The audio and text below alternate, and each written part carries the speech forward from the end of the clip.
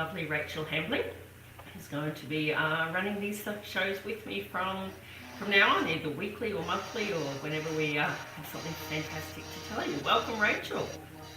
Hello, everybody. Hello, Karen. How are you today? Good, thank you.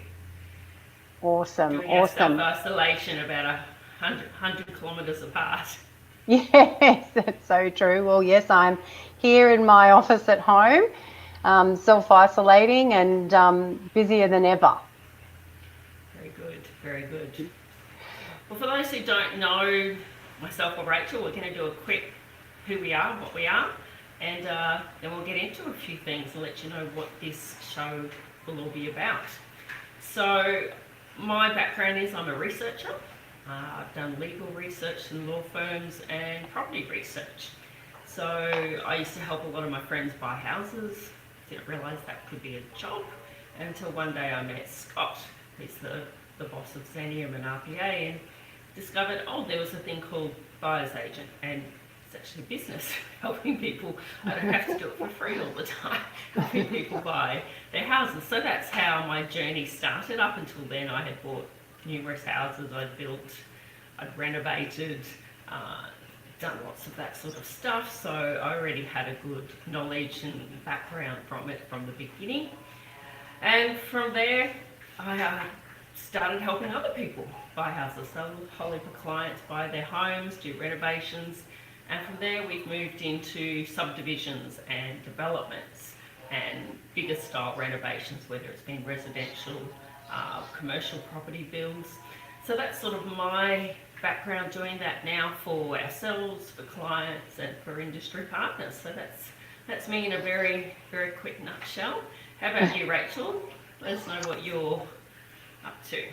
Yes, well, I've been in this industry about 7 years now, and I first started out doing my own small subdivisions. So I did a splitter block with a DA with some townhomes on it. I didn't fund them myself. I got joint venture partners in to do that, and I did all the work. And I had a business partner that was working with me at the time. And same sort of thing, realised that finding off-market opportunities was a business. And so acquired my buyer's agent's license and then formed my company, Metropolis Living, and we now work exclusively for clients, finding them their development sites.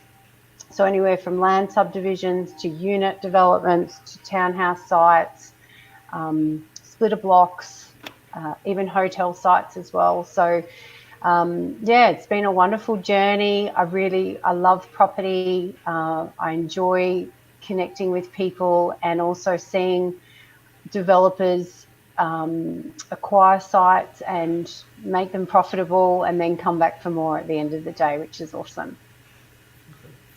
And that's how we met Rachel. Was we were always looking for people to find us sites, preferably off market, so that you don't have to pay extra money to agents along the way.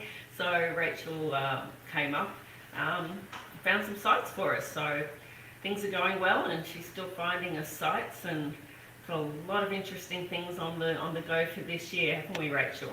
We do, absolutely. It's going to be a great year for property, I think. Even with the current circumstances, everybody's talking about the changes, but I really think we're in a great industry. I think there are going to be some fantastic opportunities, and for not only investors but also developers. Owners are probably going to have to be a little bit more open to time, but other than that, I think it's going to be a great year. I think the home office is going to become very, very important over the next few years. Everyone's learnt to work from home now, haven't they? Yeah, it has. It's been great. But even forums like this, like Lives or Zooms or Messenger catch-ups is how I've been doing my business in the last sort of few weeks. And it's still been very productive. I do a lot of work from home anyway, so for me it's not very unusual. But everyone's been saying to me that they're saving a lot of time and getting a lot more work done, which is great. Yes.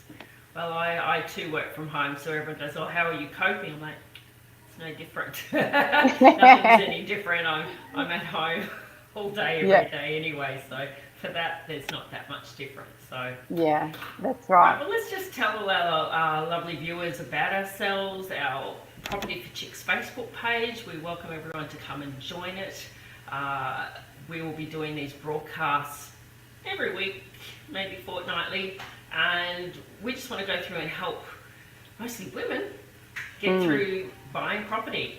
It's like everything, once you start, you realise how much there is to it, how much you don't know, how much you need to do, how much money you need to spend to get somewhere. So we might just run through some of the long list of people that we will have as guest speakers, topics that we will cover. Feel free to put comments in the comments on Facebook if you've got questions or something you would like us to talk about over the next few months.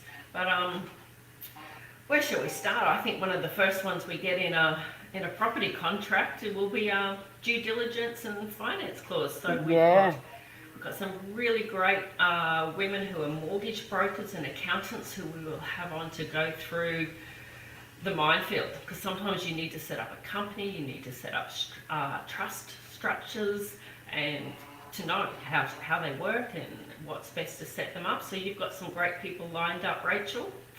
Yes, we have, and it's really good to just get the knowledge from the people that are doing the work out there, and know that it can be achieved by just a simple process of knowledge is key. Knowledge is power. So once you know how these things work, you can apply it to any opportunity that comes across your desk. I mean, that's how we do it. We've got a process of how we go through our due diligence when we're looking at a site. And once you learn that process, it just becomes second nature. And, it's going to be great. We could also look at, just depending on what people are wanting and what their desires are, we could speak to some other even agents, other buyers agents. We could get, a female town planner to come and speak to us to look at how you identify what would go on the site, zoning, overlays, different things like that. There's so many things that we can consider. And I think too, ladies, it'll be really great to find out what you want. So please leave comments, go onto the Facebook page, anything that you think you'd like to learn about. Karin and I would love to be able to bring that to you, be able to find the people in the industry, the females that are working in these areas, to be able to give you their knowledge and their advice. And I'm sure there'll be lots of sharing information that we'll be able to go on, which is what we're doing and what we love doing, is sharing what we know. Exactly. Now, Michael has joined us and said, hello, ladies. We did tell him he would have to dress appropriately to be listening to the show, but we'll save that photo for another day. So thanks for listening, Michael. So as Rachel said, there are so many people involved when you're buying things, because not everybody's just buying an investment property or a home. Once you get into subdivisions, into developments, to renovations and commercial property, it's a whole minefield. You need a whole stack of people in your back pocket that you need to, I don't mean pay off, but you need to call and get help from and have work done for you. So everything from town planners, your civil engineers. So we're going to have, Rachel's got some lovely contacts who are town planners and civil engineers, some ladies who are going to come and help us through all that stuff for town planning that, I mean, I can read 60-page document, it still doesn't overly make a lot of sense to me. Like lawyers, I think they get paid by the number of pages that they have to produce for a development documentation. So we'll be going through all of those. Surveyors, when you need them. Inspectors. I don't know if we've got any buildings inspectors lined up, but one of the big things if you're buying an existing structure will be a building inspector or a pest inspector. So we might have to put something out there on LinkedIn, Rachel, and see if we've got any lovely ladies, or we'll there has to dress somebody up. There'll have to be a female in each category, I'm sure, out there. Yes, so sure to inspire us. Something I was thinking about just before, Karin, too, was You know, if ladies out there don't even know how to identify, you know, a development property, it'd be great to be able to show you how to do that. There's also, I've got some fantastic female developers. I'd love them to be interviewed and come on and have a chat to the ladies, you know, from single mums doing this, you know, to build wealth for themselves. I've got some great females out there who are doing some really fantastic things in property. So I look forward to introducing them and bringing them on board.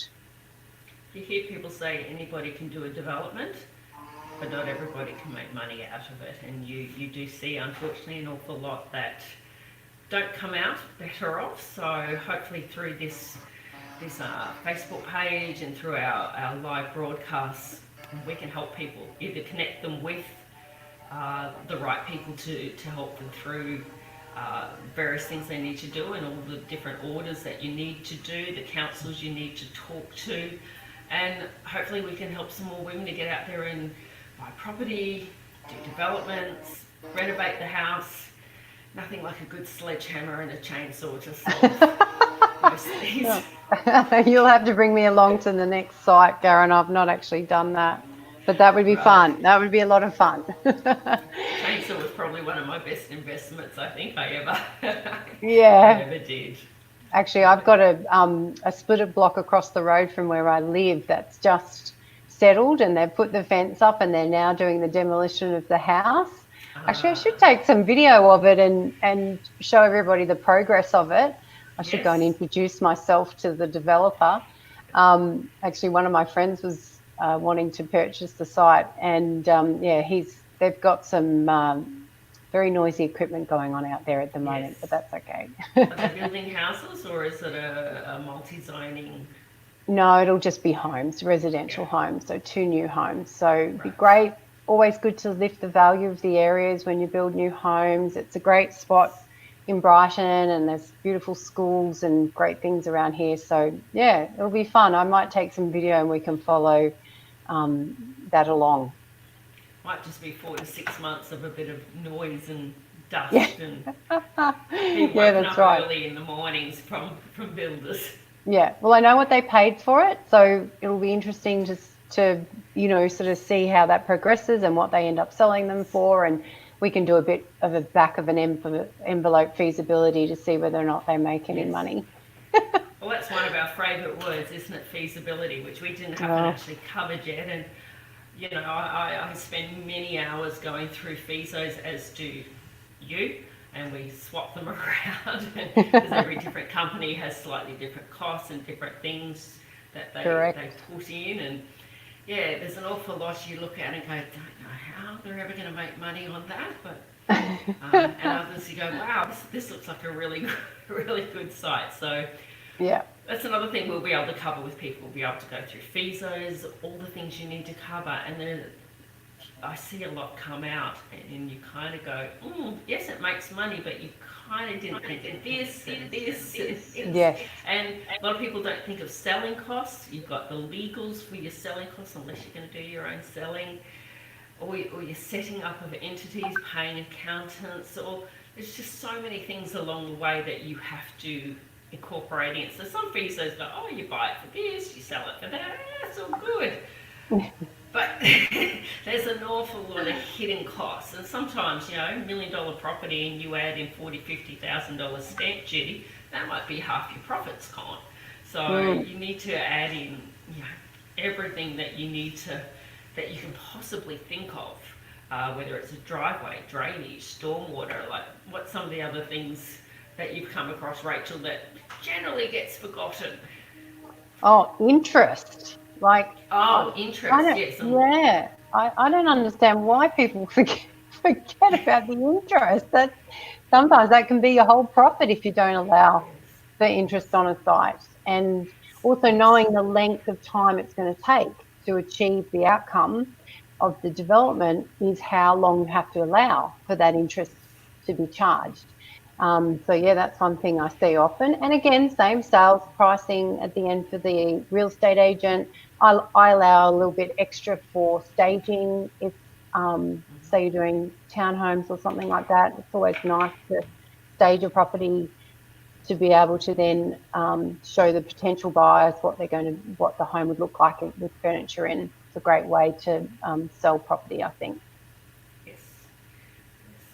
There's an awful lot to be said for staging a property. A lot of people can't imagine a room without anything in it. It's like when you see a slab poured, like how on earth do you fit 3 bedrooms and a bathroom on this tiny piece of concrete? So it's make it bigger, make it bigger. So yes, very good. Yeah, that's yes, awesome. feasibilities, they're a necessary evil and can have multiple parts to them, but incredibly important. So unless you can pay cash for a site and cash for the subdivision and cash for a build, you're going to need a bank loan. And as you said, it could be 12 months of interest at $1.2 million. It's an awful lot of interest that you've got to pay. So yeah, yes, and even things like brokerage fees. So to set up your loan and those sorts of things, all those little bits and pieces, even though they might be only a few $1,000s, you still need to account for those. And what would be one of the other things that are project management fees? It's always good to be able to, even if you're doing a small subdivision, to be able to show the bank that if you weren't able to run this project, you could pay for someone else to do it in the feasibility. yes, definitely. Unless you know exactly what you're doing, can cost you more in the long run if you're not paying, like a proper professional project manager to run something. So yeah, definitely. Jan McClimate said hello. She's on listening to us. Hi, Jan. So we encourage if you've got any questions or anything you think of over the next few months that you would like us to have a discussion on. When all this self-isolation has finished, we'll be able to go out on site, and Rachel and I will be in the same studio together to be able to do this.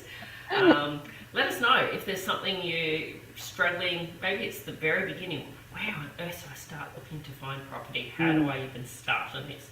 So many times we end up so far down the road going, oh, you need structures, you need this. But sometimes the most basic part of how do I even start for the first time buying my first house or make that big leap. It's a big leap to put in, to get into debt $300,000, $400,000, $500,000.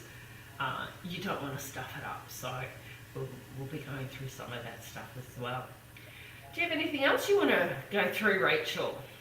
I just want to encourage everyone to, feel free. This is a safe environment for women, or on the Facebook page as well, to just open up the conversation, start getting started, and let us know what you're thinking, what you might be interested in, and we can put all those things together for you. I know we're going to have some amazing guests coming up over the next few months, and it's really going to be a fabulous time. So let us know. We'd love to be able to provide what you want. This is not about Karin and I. This is about what you guys want to learn and find out about this industry and how you can get involved. And we'd love to be able to help you do that and share our experience. And I'm sure that I know that makes Karin and I very happy. We really want to do that. And actually, one thing I was thinking before, Karin, was about research. And you are such an amazing researcher, and she occasionally pulls me up even with comparators, but it's great. That's how we work together as a team, and that's really important, to make sure that you're getting your end sale price of your product right for the feasibility, because you can put any numbers in to make it look good, but you need to have the evidence and the backup to say, well, the reason why I'm saying they're going to sell for this is because, the properties recently in the last 6 months have shown that evidence. So, there'll be some great stuff we'll be able to talk about. I'm really excited, and I'm really looking forward to some fantastic guests. Fantastic. And we've got some other people on. I can't read them from here. Who's saying hello? Hi, Rachel. So happy to see you.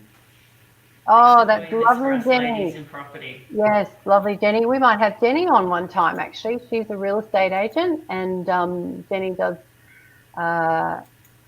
some amazing work, and she finds me some big sites for some of my bigger developers. So yeah, she'd be great to have on board. They're great people to have as friends, real estate agents who can let you know about stuff. All the or off-market get stuff. you in to see stuff, preferably off-market, yes. And that's another thing we'll discuss. What is off-market? How do you Yeah. get to off-market stuff? And it can be one of the hardest, most closed doors that you can get through is how to find stuff. We can all look on realestate.com, but many of the better deals don't ever make it there. So how do you get to those properties before they actually ever make it onto the website? And then you've got everybody vying for the same property. So Yes, yeah, and very I'll be able to share some tips with people on how to find yes, off-market opportunities. I'm very, very happy to do that. yes, Nothing's that's your IP here. specialty. So that'll be your day. Yeah, definitely how to find off-market opportunities. That'd be a great one. Right. All right, well, unless anyone's got any questions, we might wrap it up for our very first show. We just thought that we'd introduce ourselves, let you know who we are, what we're going to be talking about over the next upcoming months. As I said, if you've got any questions or anything you'd like us to discuss or talk about, let us know. When all our isolation period is finished and we can get back out into the real world, we can do things from on site and have different other things for you to show. In the meantime, make sure you go to Facebook, type in Property for Chicks. It'll have a big pink X on it like that. And join us, and then you'll see the updates for when we will be up next for our next broadcast. So thank you so much for joining us. Thank you, Rachel. You're welcome. A few more times before we're in the same studio together, but yes, we'll get I look there. forward to it. Yeah, thanks, ladies, All for right. joining. Thank you. From Property for Chicks, saying goodbye. See you all later. Thank you. Bye.